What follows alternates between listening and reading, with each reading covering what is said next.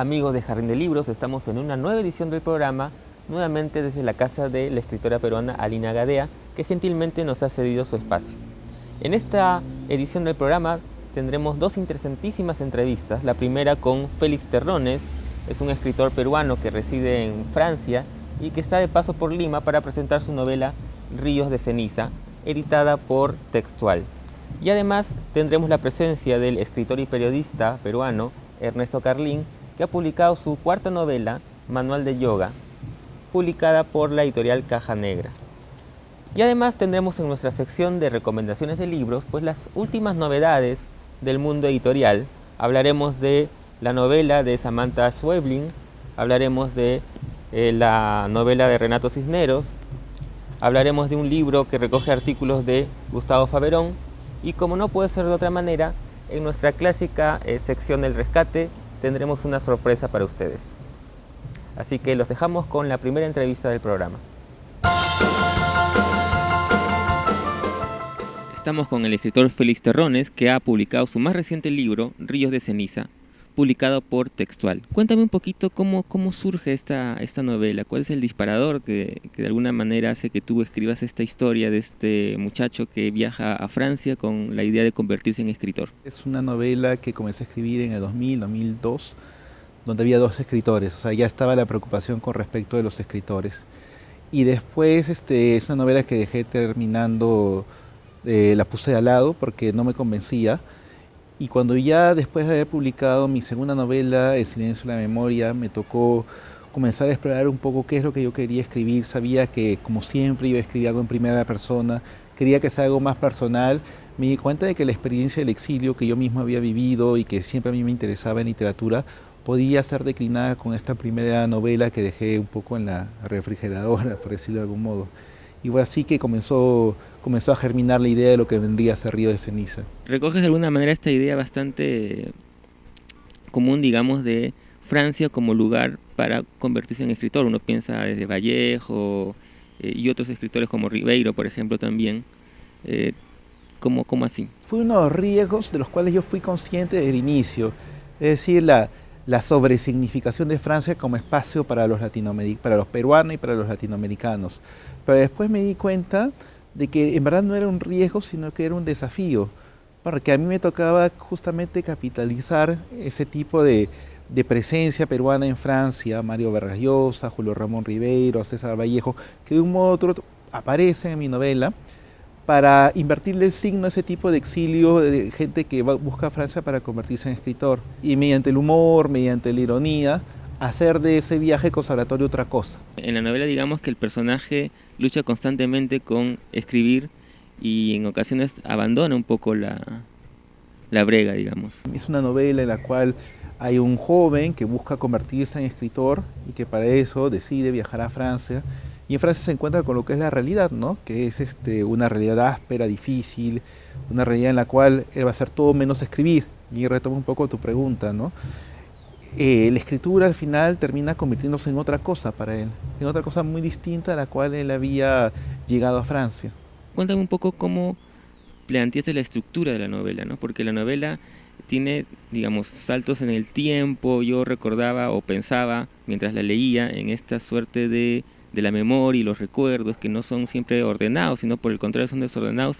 No que la novela sea desordenada, pero sí me parece que hay una idea del recuerdo, de los recuerdos. Me di cuenta de que una escritura lineal, de principio, comienzo y fin, iba a ser no solo un poco tediosa a la hora de la lectura, sino que también iba a ser un poco inverosímil para mi lector. Así que yo me decanté por una estructura un poco fragmentada. Un poco es lo que tú dices, ¿no? Yo quería que el recuerdo en mi novela sea antes que nada un modelo para armar, para retomar la linda imagen del título de Cortázar, antes que algo ya masticadito para mi lector, ¿no? Y que el lector, lo mismo que mi narrador, a la hora de contar lo que él había vivido, él mismo, mi lector, ordenase la experiencia de mi narrador, ¿no? Fuese partícipe de esa experiencia. Ahora, en la novela aparece la figura de Paul Celan. ¿Cómo así la incluyes? Cuando yo llegué a Tours, que es la ciudad donde vivo, me enteré de que Paul Celan había vivido en Francia. Es un poeta al cual yo había leído antes. pero el hecho de estar en la misma ciudad, de casi compartir el mismo espacio, porque yo en aquel entonces vivía cerca del Jardin de Prevando, que era donde él se instalaba para leer. Uno de sus primeros poemas de juventud está justamente dedicado a este espacio. Comencé a leerlo con interés. Cuando se trataba de la novela, me di cuenta de que tenía que encontrar un contrapunto para mi narrador. Y qué mejor contrapunto que la experiencia de Porcelán en Tours, ¿no? Y después ya vino lo otro. Después ya vino el Porcelán como personaje, para el cual no solo me impregné de la poesía, sino de la correspondencia que tuvo con su mujer, Gisèle Lestrange, con Ingeborg Bachmann y con Nelly Sachs, ¿no?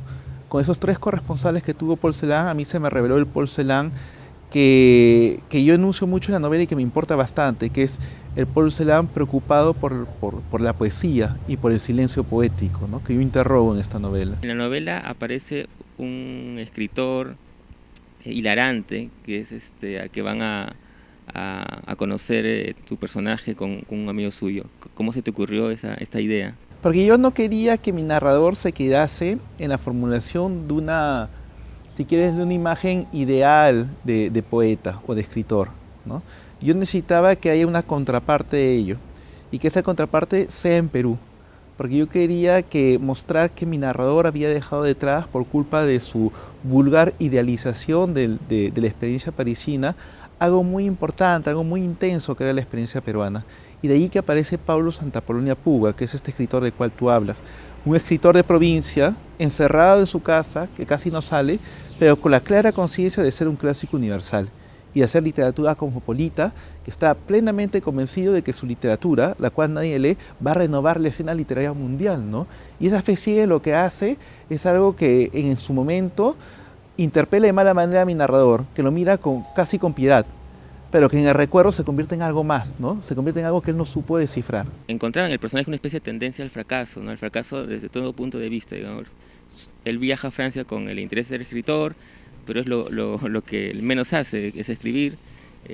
Sus fracasos sentimentales, digamos, con Cécile, primero con esta mujer que es casada y que no logra consumar la relación. No quiero contar para malograrles la novela a los lectores.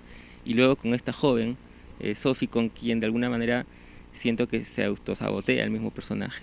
En su trayectoria como individuo va descubriendo a los demás y descubriéndose a sí mismo. Y como cada caída, cada fracaso del cual hablas, pues va haciéndolo levantarse, pero con la experiencia de lo vivido, ¿no? Como cierta forma de aprendizaje que él va acumulando, ¿no? De manera espontánea, no de manera buscada. Y lo otro es la experiencia de fracaso en la novela, ¿no? En la novela en sí, en la novela como género. Me parece que a mí me gusta interrogar justamente ese vector, esa variante, ¿no?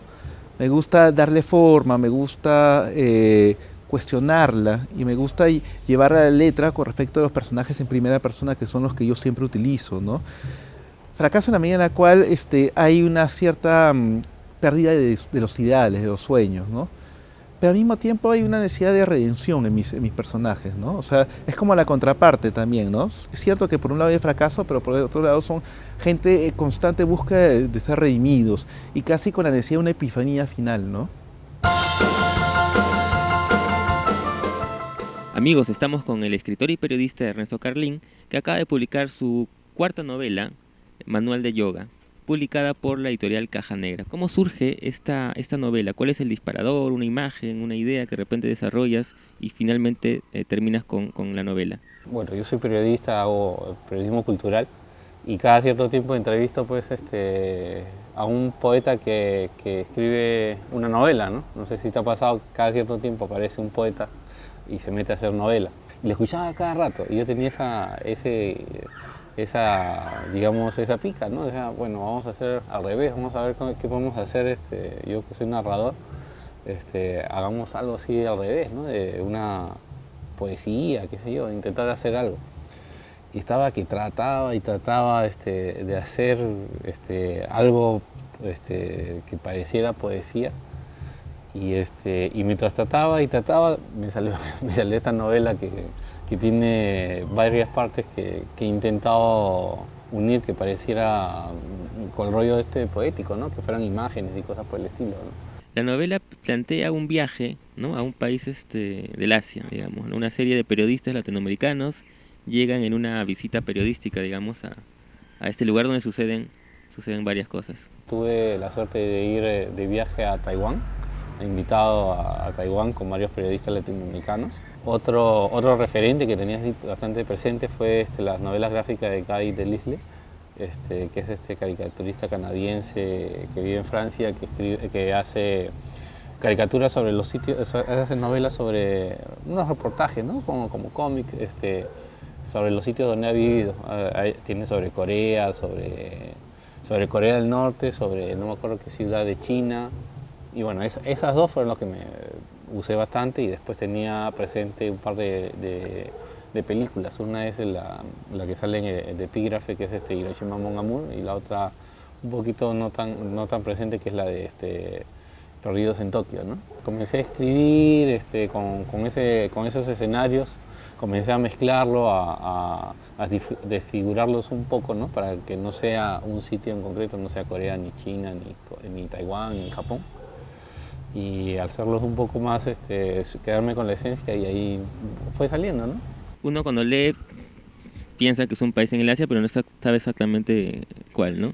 Solo hay una referencia a un sitio en concreto, ¿no?, que es solo menciona un río, que es el río Ahí, que tiene una explicación, ¿no? O sea, si lo buscas en Google, ahí sale por qué se llama, o sea, por qué usa ese río, ¿no? ¿Cómo planteaste la estructura?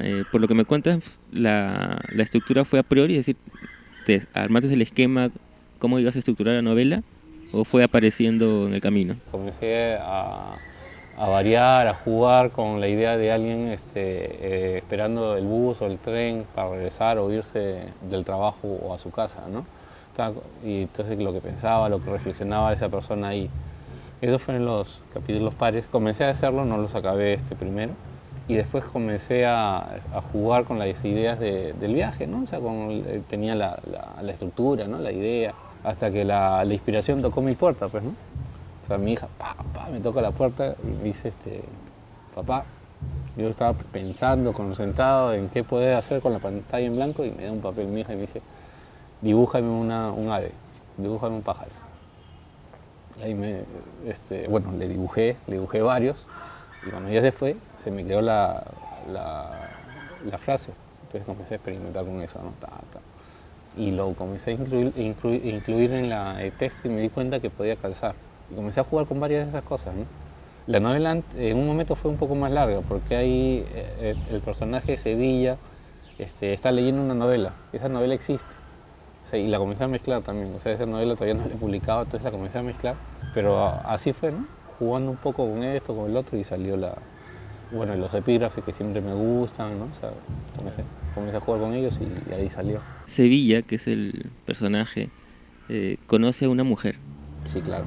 Que es Lupe, de México, una colega. Colega periodista. ¿Cómo fue armar esta historia entre ambos? Porque son personajes, digamos, cada uno con sus peculiaridades. Quise que fueran dos y el resto un poco borrosos, por eso siempre el anfitrión siempre cambia de nombre y de sexo, digamos, de día, y el resto de acompañantes cambia de nacionalidad a cada rato, ¿no? Entonces quería que los definidos sean ellos, ¿no? También le puse la nacionalidad mexicana y el rollo Nisei, bueno, por cosas personales, ¿no? O sea, a mí me gusta el rollo del Onisei, ¿no?